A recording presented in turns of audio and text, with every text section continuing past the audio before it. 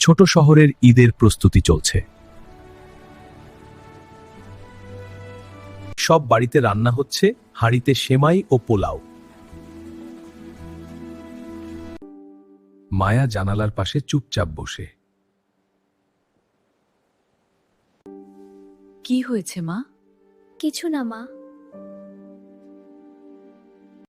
আমাদের বাড়িতে কি ঈদের সেমাই হবে না?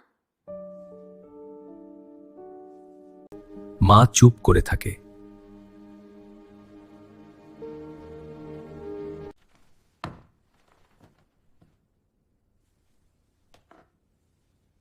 আলমারিতে শুধু একটু চিনি আছে।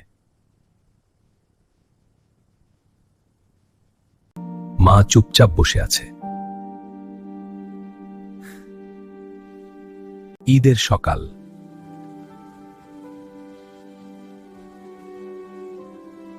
মায়া জানালা দিয়ে দেখছে। দরজায় টোকা। মা দরজা খুলে। দাদি হাঁড়ি হাতে দাঁড়িয়ে।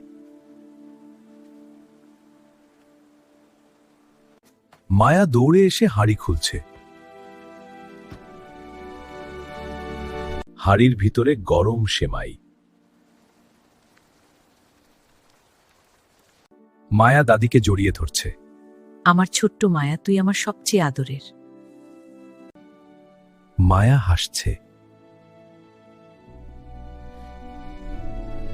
ঈদের আনন্দ তখনই পূর্ণ হয় যখন আমরা তা ভাগ করে নিই।